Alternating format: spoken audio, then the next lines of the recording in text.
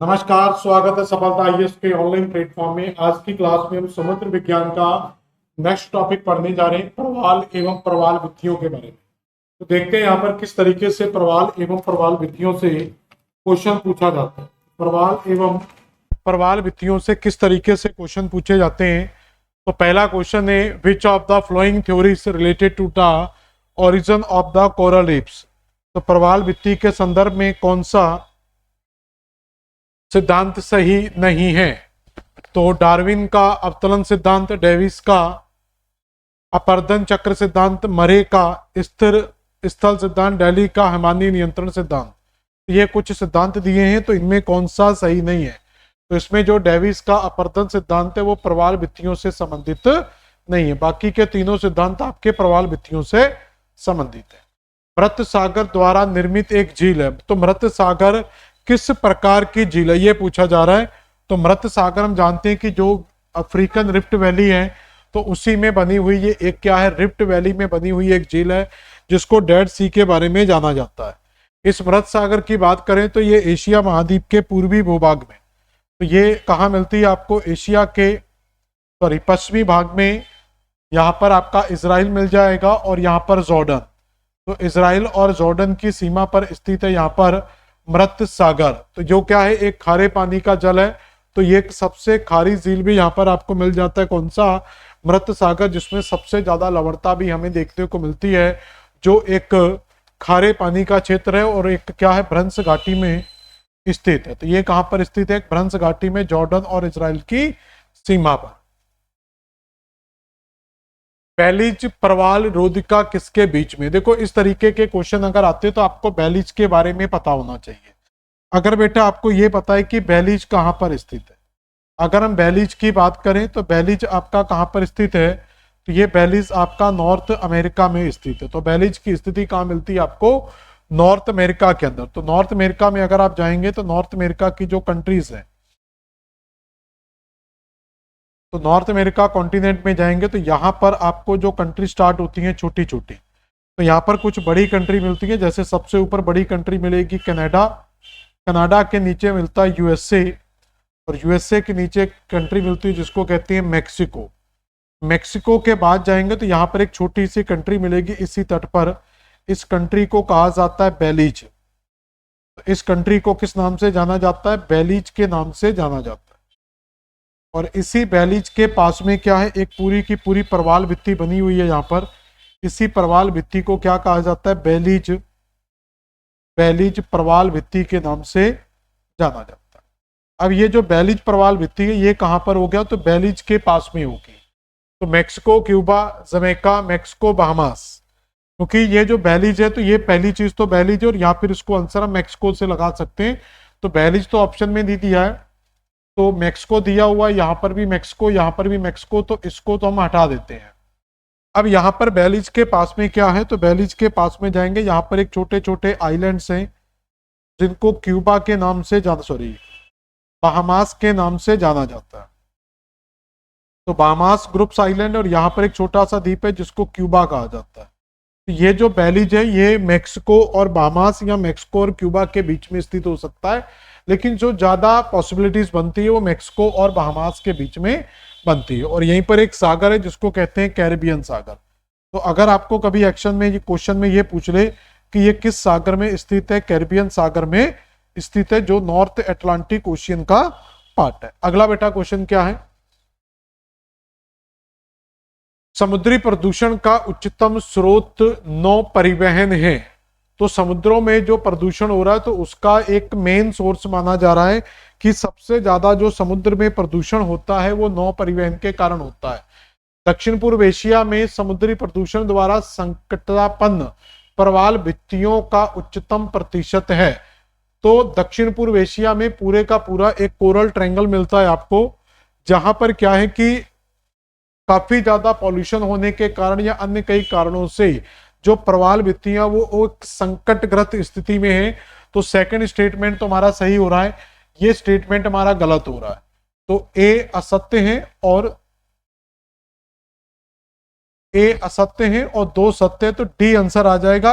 ए is या one statements क्या है, फॉल्स है, और सेकंड क्या है हमारा यहाँ पर बिल्कुल सही है। तो डी आंसर हमारा बिल्कुल सही होगा। प्रवाल भित्तियों के विकास के बारे में कथन है। तो प्रवाल होता क्या है, तो याद रखना, इसको हिंदी में मूंगा कह देते हैं, कई बार कोरल्स बोल देते हैं, प्रवाल, मूंगा, कोरल। तो ये एक सिलेंट्रेटा संघ का एक समुद्री जीव है। तो पहले याद रखना, कोरल क्या है, एक सिलेंट्रेटा संघ का समुद्री जीव है, जो समुद्र में रहने वाला एक जीव है, लाइफ है इसके अंदर। और ये जुक्सेंथलाई जो एल्गी है उसके साथ सिम्बायोटिक रिलेशन में रहता है, यानी कि एक सहजीवी संबंध के रूप में रहता है, जिससे क्या होता है, जो प्रवाल है वो शैवाल को फिजिकल सपोर्ट प्रोवाइड करवाता है, बदले में शैवाल उसको क्या है, फोटोसिंथेसिस की प्रोसेस से उसको लिपिड्स वगैरह जो भी उसको चीजें हैं वो सारी चीजें उसको प्रोवाइड कराता है, जिससे दोनों के बीच में एक सिम्बायोटिक रिलेशन बना रहता है। तो पहला लिखा हुआ, प्रवाल मुख्यतः उष्ण कटिबंधीय महासागरों में बनते हैं। तो प्रवाल के लिए कुछ कंडीशन याद रखना कि ये हमेशा उष्ण में मिलेगा, यानी कि जो थोड़े बहुत गर्म महासागर है वहां मिलेगा, कभी भी ठंडे क्षेत्र के अंदर ये नहीं मिलेगा। ये गहरे सागरों में नहीं पाए जाते, केवल 60 से 70 मीटर तक पाए जाते हैं। तो दूसरी चीज क्या है कि ये गहरे पानी में नहीं पाया जाएगा, तो ये इसकी दूसरी कंडीशन कहलाती है। अगला दिया 27 से 30% लवणता अनुकूल होती है। तो मतलब इसको जो लवणता है वो भी एक सामान्य चाहिए, लवणता भी कैसी होनी चाहिए, सामान्य होती है, वो 30 से 70 के बीच में आप कह सकते हैं। और तापमान भी इसको क्या चाहिए, तो 22 से 25 के बीच में इसको क्या चाहिए होता है, 22 से 25 आप लिख लेना। तो 22 से 25 के बीच का इसको टेम्परेचर चाहिए होता है, यानी कि शैवाल एक नवाबजादे की तरह समझ लेना, जैसे कुछ शहजादे नवाबजादे होते हैं जिनको बहुत ज्यादा पाला जाता है, घरों में बहुत केयर टेक की जाती है। तो उनकी कंडीशन होती है कि मुझे ठंडा पानी नहीं पीना, गर्म पानी पीना है। तो इसकी कंडीशन क्या है कि मुझे गर्म पानी से नहाना है, ठीक है, मुझे खाना क्या साफ सुथरा, और ये साफ पानी में रहते हैं, ये हमेशा कहाँ पर रहते हैं, साफ पानी में रहेंगे, कभी भी गंदे पानी के अंदर नहीं रहेंगे, बहुत गहराई में नहीं रहेंगे। महाद्वीपों के अगर किसी महाद्वीप का तट इस तरीके का है और एक महाद्वीप का तट अगर इस तरीके का है, तो इस वाली जगह पर कभी भी शैवाल डेवलप नहीं होगा। इस वाली जगह पर बेटा कभी भी शैवाल डेवलप नहीं होगा। शैवाल डेवलप होने के लिए इसको कहते हैं समुद्री चबूतरा। तो समुद्री चबूतरा होना बहुत जरूरी है। तो जब भी समुद्र में चबूतरा नहीं होगा तब तक प्रवाल सरवाइव नहीं कर पाएगा। तो ये कंडीशन होती है। और अगर तापमान में वृद्धि हो गई तो शैवाल क्या होता है, धीरे धीरे सफेद पड़ने लगता है, यानी कि उसकी धीरे धीरे डेथ होना स्टार्ट हो जाती है। तो उसको कहते हैं ब्लीच्ड कोरल। इसको क्या कहा जाता है, ब्लीच्ड कोरल। ये धीरे धीरे क्या होता है, ब्लीच्ड होने लगता है। तो इसका मतलब है हमारा जो आंसर है 1 2 3 4, यानी कि सारे ही स्टेटमेंट हमारे लगभग क्या है, सही साबित होते हैं। ठीक है, तो ये लिखा हुआ है जिसके कारण प्रवाल सफेद रंग होते हैं, जिसके प्रकाश संश्लेषण की वृद्धि होती है प्रवाल मर जाते हैं। तो ये मतलब इसको कहते हैं जब प्रवाल मरने लगता है तो उसको कहते हैं ब्लीच्ड कोरल, यानी कि कोरल की डेथ होने लगती है। अगला क्वेश्चन है कौन सा सागरों का पश्चिम से पूर्व का क्रम है। अगर इन सागरों को पूरे वर्ल्ड मैप में देखेंगे तो सबसे पश्चिम में जो सागर मिलेगा आपको वो मेडिटेरेनियन सी मिलेगा, और मेडिटेरेनियन सी के इधर जाएंगे तो आपको ब्लैक सी मिलेगा। ये जो मेडिटेरेनियन सी है इसके ऊपर आपको यूरोप कॉन्टिनेंट और नीचे आपको अफ्रीका कॉन्टिनेंट मिलेगा। ब्लैक सी के ऊपर यूरोप और नीचे आपको थोड़ा बहुत एशिया टच करता हुआ मिलेगा। इसी के आगे जाएंगे आपको कैस्पियन सी मिलेगा। कैस्पियन सी की भी अगर हम बात करेंगे तो इस कैस्पियन सी की भी सीमा ऊपर यूरोप को, नीचे किसको टच करती है, एशिया को टच करती है। और कैस्पियन सी के बाद मिलेगा आपको कौन सा, अरल सी। ये पूरी तरीके से एशिया में स्थित है। तो ये पूरे का पूरा पश्चिम से आपका क्या है, सागरों का क्रम आता है। तो डी आंसर हमारा बिल्कुल सही होगा, भूमध्य सागर, काला सागर, कैस्पियन सागर और अरल सागर। कैप वर्दे एक द्वीप समूह है जो कहां पर स्थित है। तो कैप वर्दे की अगर हम बात करेंगे, जब आप अफ्रीका कॉन्टिनेंट में जाएंगे, जब आप अफ्रीका कॉन्टिनेंट में जाएंगे तो अफ्रीका कॉन्टिनेंट के अंदर अफ्रीका के इस पॉइंट पर आपको नॉर्थ वेस्ट पॉइंट पर क्या मिल जाएगा, एक छोटा सा द्वीप मिलता है जिसको कहा जाता है कैप वर्दे। अब अगर ये द्वीप अफ्रीका माउंटेन के नॉर्थ वेस्ट में है तो यहाँ पर जो महासागर है वो कौन सा होगा, तो यहाँ पर आपका अटलांटिक ओशियन होगा। तो यहाँ पर कौन सा महासागर आएगा, सॉरी अटलांटिक ओशियन आएगा। तो यहाँ पर आंसर बी बॉम्बे हो जाएगा। तो ये कहां पर स्थित है, आपका अटलांटिक महासागर में स्थित है कैप वर्दे। ठीक है, तो यहां पर ये देखिएगा आपको कैप वर्दे की पोजीशन, तो अफ्रीका के इस साइड आपको क्या मिलती है, कैप वर्दे की पोजीशन मिल जाती है। अगला क्वेश्चन है which of the following is called the marine rain forest, तो किनको समुद्री वर्षा वन की संज्ञा दी जाती है, तो इसका तो बिल्कुल सिंपल क्वेश्चन आता है, परवाल को समुद्री वर्षा वन की संज्ञा दी जाती है। अगला क्वेश्चन क्या आता है, महान अवरोधी भित्ति कहां तक फैली हुई, यानी कि ग्रेट बैरियर रीफ। यहां पर याद रखना कि जब परवाल, पहले तो हम परवाल की बात करते हैं, तो परवाल क्या है, एक समुद्री जीव है। पहली चीज याद रखेंगे, परवाल क्या एक समुद्री जीव है जो सिलेंट्रेटा संघ से संबंधित है। किससे संबंधित है, सिलेंट्रेटा संघ से संबंधित है। और ये परवाल, दूसरा इस परवाल में याद रखेंगे ये हमेशा कॉलोनी में रहते हैं, अकेले नहीं रहेंगे, ये हमेशा कॉलोनी में कह लें या एक ग्रुप में कह लें, तो ये हमेशा कॉलोनी या ग्रुप के अंदर मिलेंगे। इसके बाद याद रखना है कि ये हमेशा एक सहजीवी के रूप में रहता है, एक सिम्बायोटिक रिलेशन में रहता है। और किसके साथ रहता है, ये एक शैवाल के साथ रहेगा, यानी कि शैवाल और परवाल ये दोनों एक साथ रहते हैं और दोनों एक दूसरे को क्या हेल्प करते हैं। परवाल फिजिकल सपोर्ट करता है और शैवाल फोटोसिंथेसिस करके इसको जो भी लिपिड्स, ऑक्सीजन वगैरह वो सारी चीजें प्रोवाइड करवाता है। इसके बाद कंडीशन होती है कि ये जब भी रहेंगे ये गहरे पानी में नहीं रहेंगे, पहली कंडीशन। दूसरा, ठंडे पानी में नहीं रहेंगे, अगली कंडीशन। और अगला, गंदे पानी में नहीं रहेंगे। तो पानी इनको क्या कहे चाहिए, बहुत गहरा नहीं चाहिए, बहुत ठंडा नहीं चाहिए और बहुत गंदा नहीं चाहिए। तो ये तो इनकी पानी की 3 कंडीशन हो गई। इसके बाद इनकी लवणता की बात करें तो इनको लवणता कम चाहिए, यानी कि नॉर्मल 30 से 40-50 तक। और तापमान भी इनको बहुत कम चाहिए, ज्यादा नहीं चाहिए, यानी कि 22 से 25 के बीच का एक रूम टेम्परेचर इनको चाहिए होता है। तो ये दोनों रहते हैं। लेकिन अगर किसी तरीके, जैसे ये हस्बैंड वाइफ की तरह, शैवाल को मान लो ये हस्बैंड है, जो वाइफ है, शैवाल क्या इसकी वाइफ है, और ये इसका हस्बैंड है। तो परवाल और जो शैवाल है ये दोनों एक सहजीवी संबंध में रहते हैं। जैसे परिवार के अंदर एक फैमिली, हस्बैंड वाइफ एक सहजीवी संबंध के रूप में रहते हैं, क्योंकि वो दोनों एक दूसरे के ऊपर आश्रित होते हैं। हस्बैंड बाहर से पैसा कमा के लाता है, वाइफ घर को मैनेज करती है, खाना वगैरह बना के देती है, उसको केयर टेक करती है। तो इस तरीके से दोनों एक दूसरे को क्या है, हेल्प करते हैं। तो इनकी लाइफ सरवाइव करती है और हमारी भी लाइफ सरवाइव करती है। लेकिन अगर इन दोनों की लाइफ में किसी तरीके का तापमान बढ़ गया, अगर इनकी लाइफ में तापमान बढ़ गया, यानी कि एक हस्बैंड और वाइफ या मम्मी और पापा की लाइफ में किसी तरीके से तनाव बढ़ता है, यानी दोनों का मीटर क्या होता जा रहा है, गर्म होता जा रहा है, यानी दोनों गुस्से में है। तो तनाव बढ़ने से क्या होगा, तो जब दोनों के अंदर तापमान बढ़ता है तो दोनों में क्या पैदा हो जाता है, धीरे धीरे दूरियां पैदा होने लगती हैं। तो इस हस्बैंड और वाइफ के अंदर क्या पैदा होने लगेंगी, दूरियां पैदा होंगी। और जब ये दूरियां पैदा होती हैं तो उसके बाद क्या होता है, यहाँ पर जो कोरल अलग हो जाता है और एल्गी, यहाँ पर तो कोरल और एल्गी दोनों क्या होते हैं, अलग अलग हो जाते हैं। कोरल यानी कि परवाल, एल्गी यानी कि शैवाल, जब दोनों अलग अलग होते हैं तो इस क्रिया को बोला जाता है ब्लीच्ड। तो यहाँ पर क्या स्टार्ट हो जाता है, एक ब्लीचिंग की प्रोसेस स्टार्ट हो जाती है और इसी के बाद कोरल की क्या होती है, डेथ हो जाती है।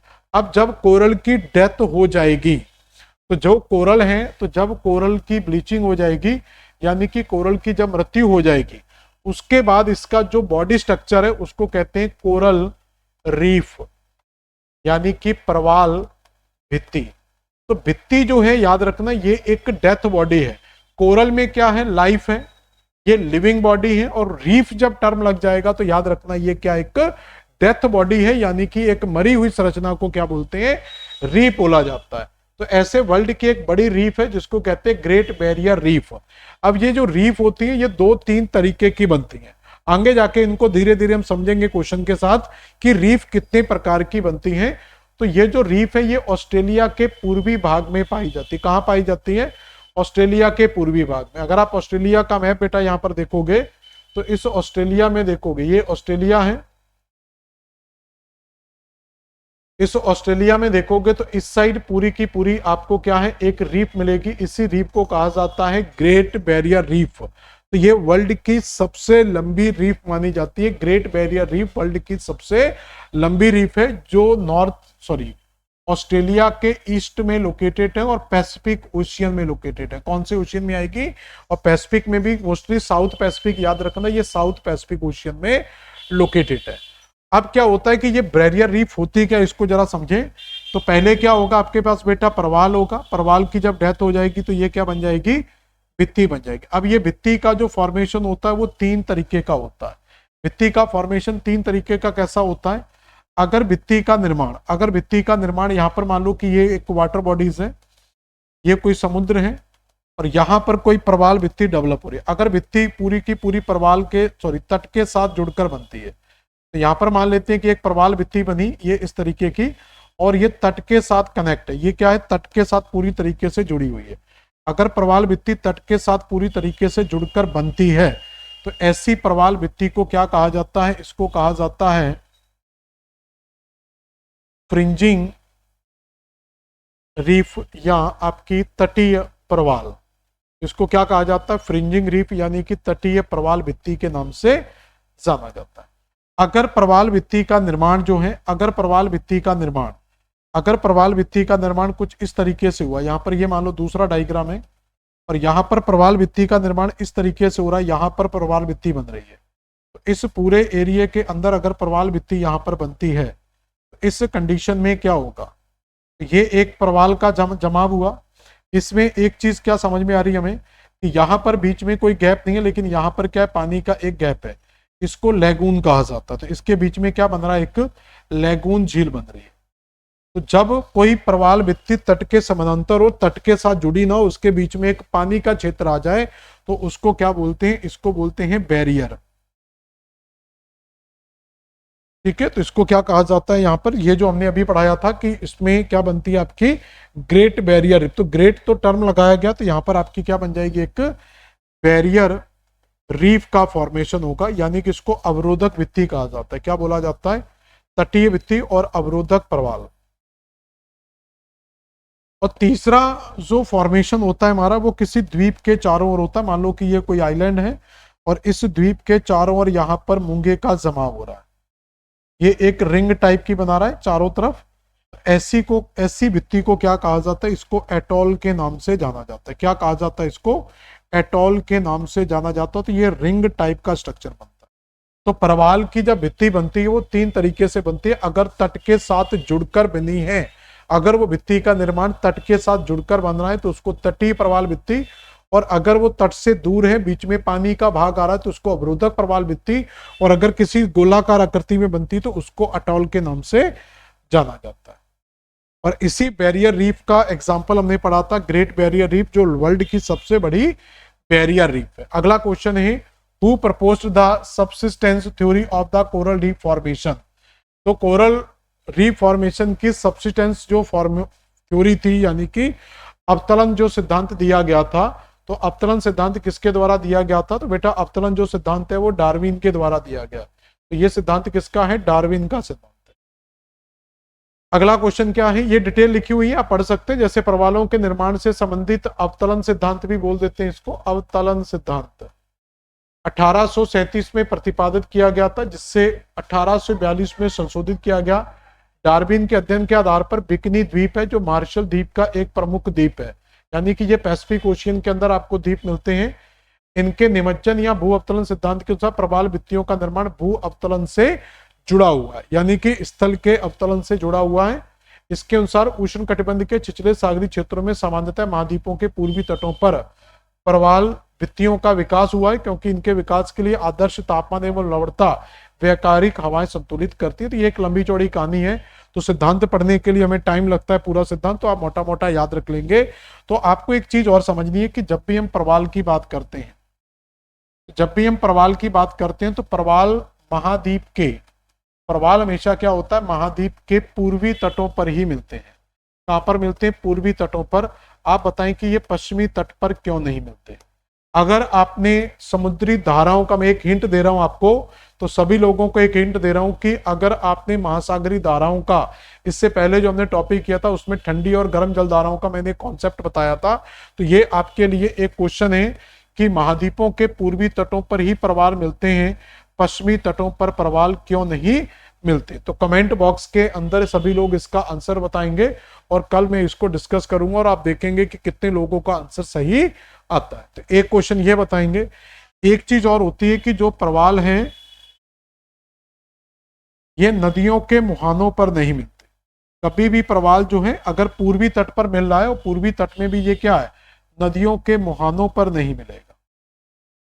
कभी भी प्रवाल नदियों के मुहानों पर नहीं मिलते। तो क्यों नहीं मिलते, तो इसका भी आप आंसर बताएंगे। तो ये दो बताएंगे कि प्रवाल हमेशा महाद्वीपों के पूर्वी भाग में ही ज्यादातर क्यों मिलते हैं और पूर्वी भाग में अगर मिलते हैं तो वो नदियों के मुहानों पर क्यों नहीं मिलते हैं। तो इसमें क्या पूछा, किसी गहरे लैगून द्वारा मुख्य भूमि से अलग की गई शैल भित्ति को क्या कहा जाता है, a reef separate from the mainland by the deep lagoons. तो अभी मैं आपको बेटा डायग्राम बता चुका था, अभी हमने एक डायग्राम बनाया था और उसमें मैंने आपको ये चीज समझाई थी कि अगर प्रवाल का निक्षेप मान लो इस तरीके से हुआ है पूरे का पूरा, ये प्रवाल का निक्षेप यहाँ पर आपको देखने को मिलता है और इस प्रवाल निक्षेप में यहाँ पर क्या हो रहा है कि ये एक सी लेवल है, तो यहाँ पर समुद्र का पानी भरा हुआ है, ये सी लेवल बन गया। तो यहाँ पर जो समुद्र का पानी भरा हुआ इसको क्या कहा जाता है, लैगून कहा जाता है। तो स्थल और इस प्रवाल भित्ति के बीच में क्या है, एक पानी का क्षेत्र आ रहा है, तो ये एक लैगून का क्षेत्र आ रहा है। तो ऐसी भित्ति को क्या कहते हैं, ऐसी भित्ति को क्या कहा जाता है, रोधिका भित्ति कहा जाता है। यहाँ मैंने इसके लिए अब तटीय शब्द यूज किया था, तो आप लोग यहाँ पर रोधिका भी लिख लेना, ठीक है ना। रोधिका, ये जो हम यहाँ पर कह रहे थे फ्रिंजिंग तटी, तो इसको रोधिका सॉरी बैरियर के लिए आप क्या यूज सकते हैं, रोधिका शब्द यूज कर सकते हैं। क्लियर, तो समझ में आया। तो ये किसके कारण होगा, तो ये आपका जो बनेगा वो रोधिका प्रवाल भित्ति बनेगी। तटीय प्रवाल भित्ति फ्रिंजिंग जो मैंने बताया था ये कब बनती है, जब तट के साथ जुड़कर बनेगा तो उस समय तटीय प्रवाल भित्ति बनेगी। और अटॉल का बनेगा जो द्वीप के चारों ओर बनेगा, तो इसकी जरूरत नहीं है पढ़ने की, तीन ही प्रकार काफी होते हैं। तो यहाँ पर देखोगे तो यहाँ पर आपको डायग्राम में क्लियर समझ में आएगा। तो ये तट है और ये प्रवाल का जमाव हो रहा है समुद्र, तो तट और प्रवाल आपस में जुड़े हुए, इसको क्या बोलते हैं, फ्रिंजिंग बैरियर रीफ। यहाँ पर देखेंगे कि जो सेडिमेंट्स हैं या जो रीफ है वो यहाँ पर है, तट आपका यहाँ पर है, उसके बीच में क्या यहाँ पर एक लैगून बना हुआ है और इसको क्या बोलते हैं, बैरियर रीफ। और वर्ल्ड की सबसे बड़ी बैरियर रीफ का नाम क्या है, ग्रेट बैरियर रीफ, यानी कि अवरोधी प्रवाल भित्ति ग्रेट बैरियर रीफ। और ये कहाँ पर है, ऑस्ट्रेलिया में। और ऑस्ट्रेलिया में कहाँ पर है, ऑस्ट्रेलिया के ईस्ट में। और अगर किसी द्वीप के अगर कोई आइलैंड है और वो उस आइलैंड के चारों ओर अगर प्रवाल का जमाव हो रहा है, या वैसे भी अगर प्रवाल का जमाव इस तरीके से एक रिंग टाइप में हो रहा है, एक रिंग टाइप में प्रवाल का जमाव हो रहा है, तो उसको क्या कहा जाता है, उसको एटॉल के नाम से जाना जाता है। एटॉल प्रवाल भित्ति वलयाकार द्वीप है। तो ये क्या दिया हुआ है, पहला atoll R ring shaped coral island. तो ये स्टेटमेंट आपका बेटा सही होना चाहिए। तो अभी हम पढ़ चुके हैं कि जब भी किसी द्वीप के चारों ओर जब किसी प्रवाल भित्ति का डिपॉजिट होता है, रीफ्स का डिपॉजिट होता है, तो उसको क्या कहा जाता है बेटा, एटॉल कहा जाता है। जलमग्न चौरस शिखर वाले ज्वालामुखी ग्योट्स कहलाते हैं। तो ये अलग आगे जाकर हम एक टॉपिक पढ़ेंगे जिसमें हम ओशियन बॉटम एंड रिलीफ्स पढ़ेंगे, उसके अंदर मैं बताऊंगा कि गाइड्स क्या होते हैं। तो गाइड को भी सिंपल इस तरीके से समझ लो कि समुद्र के अंदर अगर इस तरीके से कोई पर्वत बना हुआ तो इसको माउंट हिल्स कहा जाता है या सी माउंट कहा जाता है। तो ऐसी संरचना को क्या कहा जाता है, सी माउंट। और अगर इसमें इस तरीके का मान लो कि ये पर्वत इस तरीके का था, लेकिन इसका ऊपरी जो हिस्सा है वो पूरी तरीके से अपर्दित हो चुका है, तो इसका क्या हो चुका है, पूरी तरीके से अपर्दन हो चुका होता है समुद्र की लहरों के द्वारा। और इसकी जो वर्तमान स्थिति है वो आपको इस तरीके से दिखाई देगी। इसी स्ट्रक्चर को क्या कहा जाता है, गायोट के नाम से जाना जाता है। तो इसी को गायोट्स के नाम से जाना जाता है। ये कहलाता है सी माउंट, और ये अपर्दित हो गया तो क्या बन जाएगा, गायोट बन जाएगा। तो ये स्टेटमेंट भी सही है। महासागरी मग्न ढालों का औसत ढाल 10 डिग्री होता है, एवरेज कॉन्टिनेंटल स्लोप। तो 10 डिग्री स्लोप बहुत ज्यादा है। ये जो स्लोप है ये 2-5 डिग्री का मिलता है, यानी कि 10 डिग्री का नहीं, ये जो स्लोप है वो 2-5 डिग्री के बीच में ही मिलता है। तो ये स्टेटमेंट क्या बेटा हमारा गलत होना चाहिए। तो ए और बी स्टेटमेंट हमारे क्या सही होंगे, तो आंसर क्या आएगा, ए और बी आएगा। क्लियर हो गया। एटॉल वृत्ताकार होती है, तो ये हम पढ़ चुके हैं कि एटॉल एक सर्कुलर मोशन में होती है, ये सही है। प्रवाल भित्ति का निर्माण 1280 मीटर तक की गहराई तक पाया जाता है, प्लेट टेक्टोनिक सिद्धांत को दर्शाता है। तो ये स्टेटमेंट भी कहीं ना कहीं आपका सही हो सकता है। यानी कि दोनों सही है, लेकिन दोनों कोटेशन आपके अलग अलग है। कोई भी कोटेशन किसी को हेल्प नहीं करता, यानी कि कोई भी कोटेशन दूसरे को समर्थन नहीं करता। जिब्राल्टर जल संधि कहां पर स्थित है? जिब्राल्टर स्टेट कहां पर स्थित है? तो अगर आप अफ्रीका कॉन्टिनेंट में जाएंगे,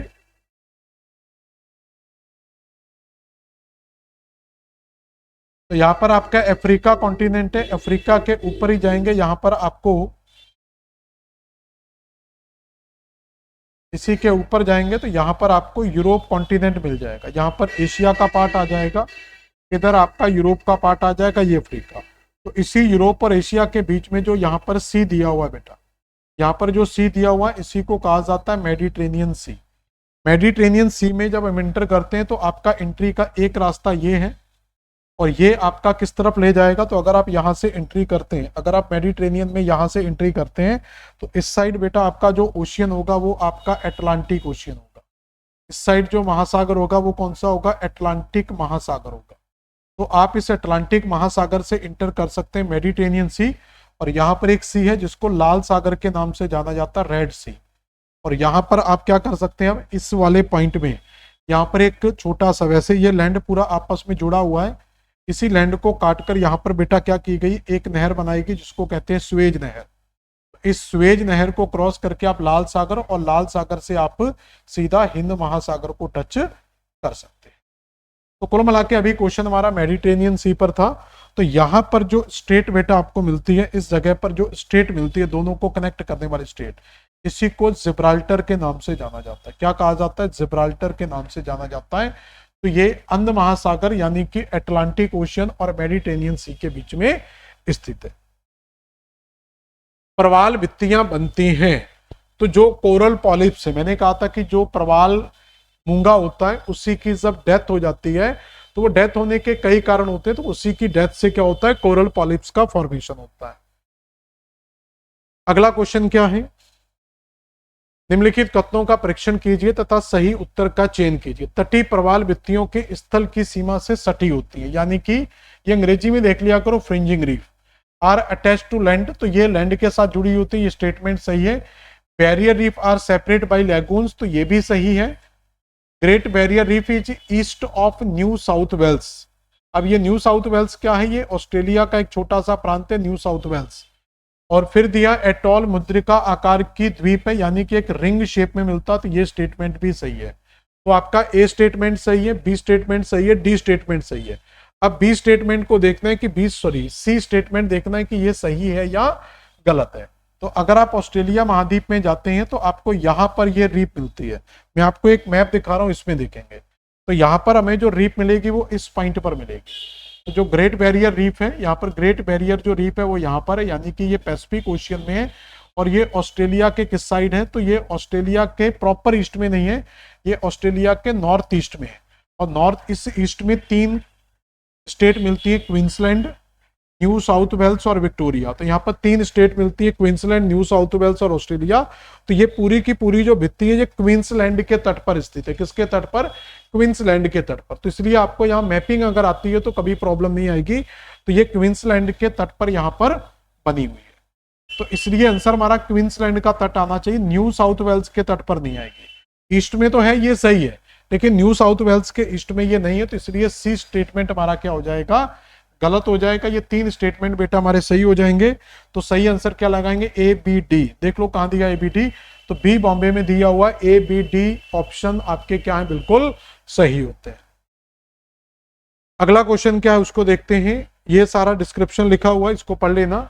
ओरिनिको, नाइजर, वोल्गा और आमूर, ये मिक्स में कुछ क्वेश्चंस आ गए हैं, तो इससे घबराना मत। क्या है ये? कुछ नदियों के नाम हैं, जैसे ओरिनिको नदी, नाइजर नदी, वोल्गा नदी और आमूर नदी। ये कहां पर है? तो ओरिनिको नदी आपको साउथ अमेरिका के अंदर मिल जाएगी। ओरिनिको जो एंजिल फॉल हम पढ़ते हैं, तो जो एंजिल जलप्रपात आप लोगों ने कई बार सुना होगा, तो एंजिल वाटरफॉल जो है वो इसी नदी पर स्थित है। इसी ओरिनिको की एक सहायक नदी है कैरो, उस पर स्थित है आपका एंजिल जलप्रपात। तो इसका मतलब है जो ओरिनिको है, तो ओरिनिको नदी जो है ये साउथ अमेरिका में है। और साउथ अमेरिका में कहां पर है? तो ये वेनेजुएला में स्थित है। और इसका जो वेनेजुएला यानी कि ये साउथ अमेरिका के अंदर मिलेगी। तो साउथ अमेरिका में अगर आप जाएंगे तो साउथ अमेरिका में बेटा यहाँ पर आपको ये वेनेजुएला मिलेगा, यहाँ पर ये नदी मिलेगी ऊपर की ओर। और इसके ऊपर आप जानते हैं यहाँ से नॉर्थ अमेरिका स्टार्ट हो जाता है, और यहाँ पर जो सी है वो आपका कौन सा है, कैरिबियन सी। तो कैरिबियन सी यानी कि नॉर्थ अटलांटिक ओशियन का बेल्ट है।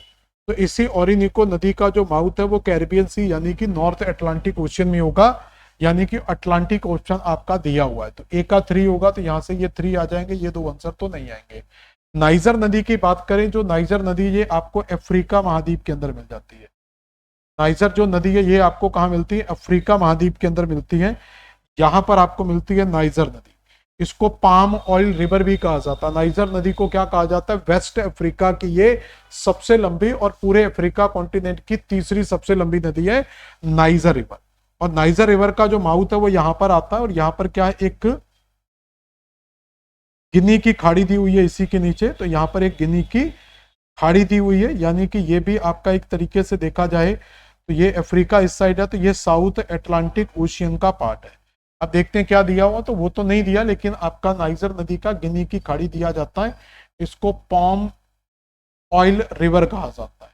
वोल्गा नदी की बात करें तो वोल्गा नदी आपकी यूरोप कॉन्टिनेंट में स्थित है, और इसका जो माउथ है ये आपका नीचे जो कैस्पियन सी है, तो यहाँ पर जो इसका माउथ है वो कैस्पियन सागर के अंदर होता है। आमूर नदी आपको एशिया कॉन्टिनेंट के अंदर मिलेगी। एशिया कॉन्टिनेंट में जाएंगे तो यहाँ पर जो रशिया है, और रशिया के नीचे जहाँ पर चाइना स्टार्ट होता है, तो रशिया और चाइना के बॉर्डर पर आपको इस डायरेक्शन में एक नदी मिलेगी जिसको कहते हैं आमूर, और ये पैसिफिक ओशियन के अंदर अपना माउथ बनाएगी। तो अगला पॉइंट क्या बचा, पैसिफिक ओशियन। तो हमारा सही आंसर क्या आएगा बेटा, तो पहले का 3 आएगा, दूसरे का 1 आएगा, तो यानी कि सी आंसर हमारा बिल्कुल सही आएगा। तो इस तरीके से ये सारी चीजें तब तक आप बेटा नहीं कर सकते जब तक आपको वर्ल्ड मैपिंग नहीं आती। अगर आपको वर्ल्ड मैपिंग बहुत अच्छे से आती है तो इन सारे टॉपिक्स में कभी भी आपको प्रॉब्लम्स नहीं आएगी। ठीक है, ये सारा डिस्क्रिप्शन लिखा हुआ है, मैंने आपको बता दिया है। परवाल विरंजन एक प्रमुख कारक है। तो देखो यहाँ पर कोरल ब्लीचिंग आ गई। तो कोरल ब्लीचिंग का मैंने क्या बताया था कि जो हमारा परवाल होता है, परवाल किसके साथ रहता है, हमेशा शैवाल के साथ रहता है। तो परवाल और शैवाल दोनों सहजीवी संबंध में रहते हैं, लेकिन तापमान में वृद्धि होने के कारण, तो तापमान ज्यादा होने के कारण या किसी प्रदूषण के ज्यादा होने के कारण इनमें क्या होता है, तनाव पैदा हो जाता है। जब तनाव पैदा होगा तो ये दोनों क्या हो जाएंगे, तो जो कोरल है वो आपका एल्गी से क्या हो जाएगा, सेपरेट हो जाएगा।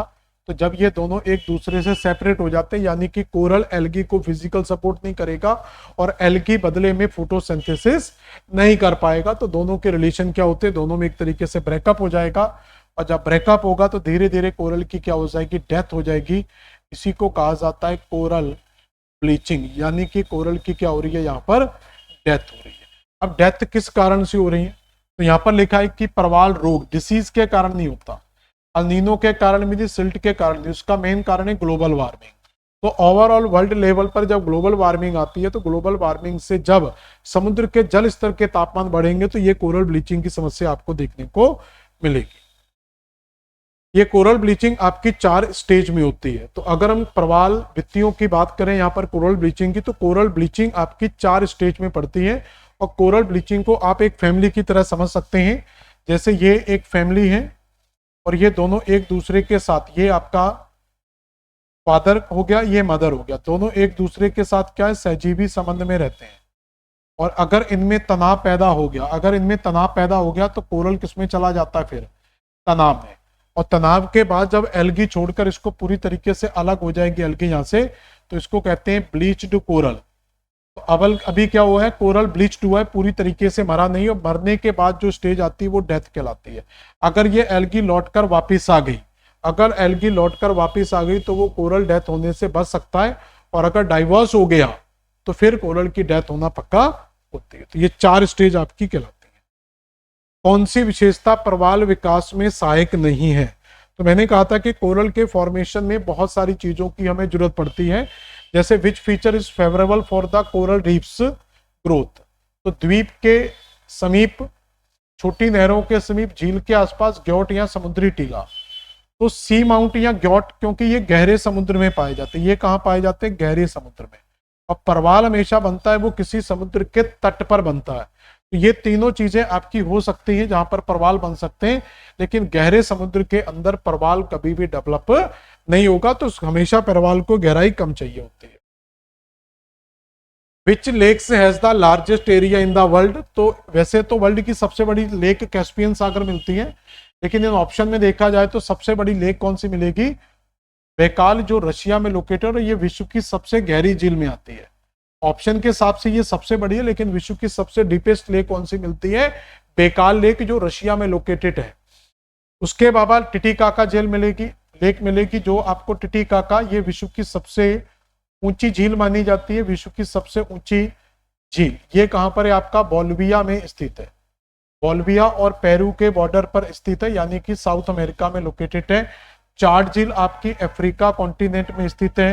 निगार कुआ नॉर्थ अमेरिका में स्थित है। ये सबका क्षेत्रफल लिखा हुआ है। कौन सा द्वीप अपने लवण पटल संसाधनों के लिए फेमस है, which island known for the salt crust deposit, यानी कि उसका जो पूरा एरिया वो सॉल्टी टाइप का मिलता है। तो आइल्स ऑफ मेन जो आइलैंड है, जो आपका यूनाइटेड किंगडम में स्थित है, ये कहां पर स्थित है, यूनाइटेड किंगडम में स्थित है, तो ये इस चीज के लिए यहां पर फेमस है। अगला आएगा रॉस आइस शेल्फ, तो रॉस आइस शेल्फ कहां पर स्थित है, तो ये अंटार्कटिका में स्थित है। तो अगर आप अंटार्कटिका को देखेंगे तो अंटार्कटिका के बिल्कुल दक्षिण में क्या मिलता है, एक आइस शेल्फ मिलती है, तो इस आइस शेल्फ को कहा जाता है रॉस आइस शेल्फ।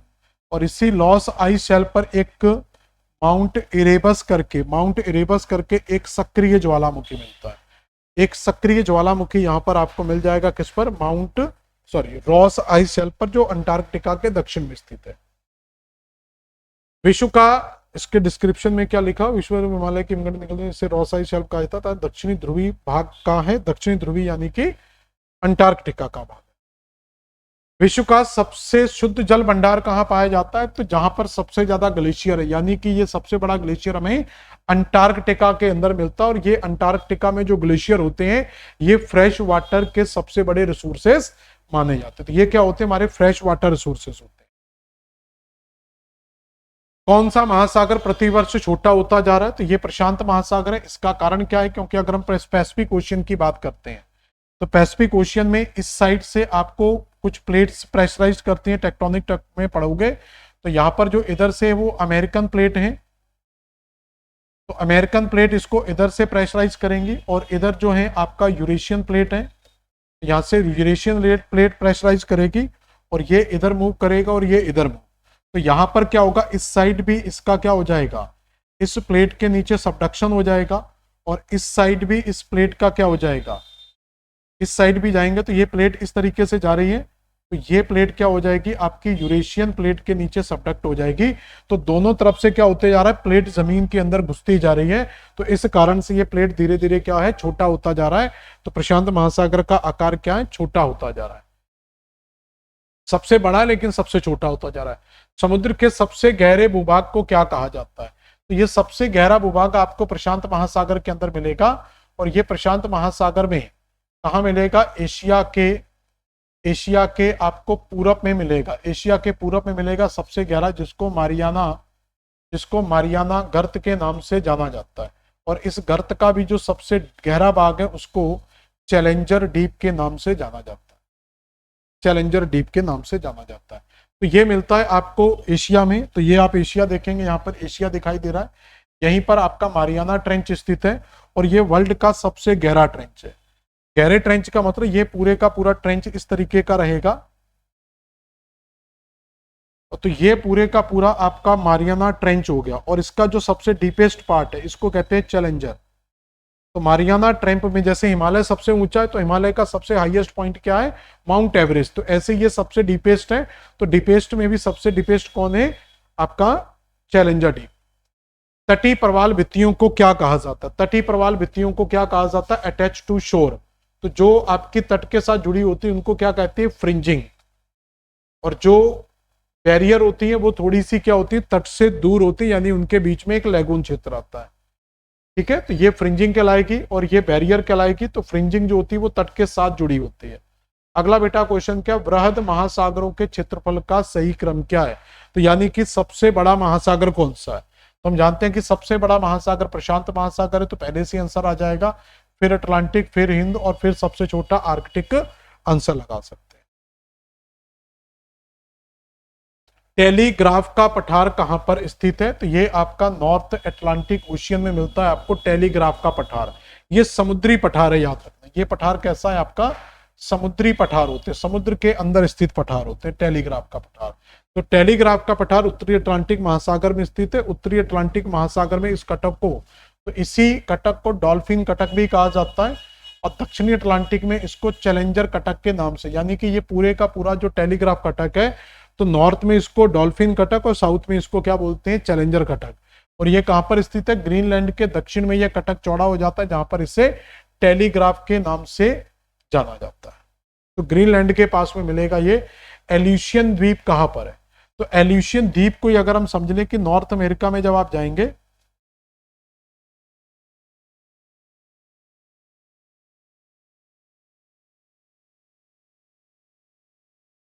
तो नॉर्थ अमेरिका महाद्वीप में जब आप जाएंगे, तो नॉर्थ अमेरिका के अंदर, अच्छा ही बना लेते हैं थोड़ा सा, तो लगेगा पता नहीं क्या बना दिया। तो अगर आप नॉर्थ अमेरिका में जाएंगे तो यहां पर एक क्षेत्र मिलता है जिसको कहते हैं अलास्का, और अलास्का का ये जो निकला हुआ है हिस्सा है, इसी को एल्यूशियन के नाम से जाना जाता है, एल्यूशियन द्वीप।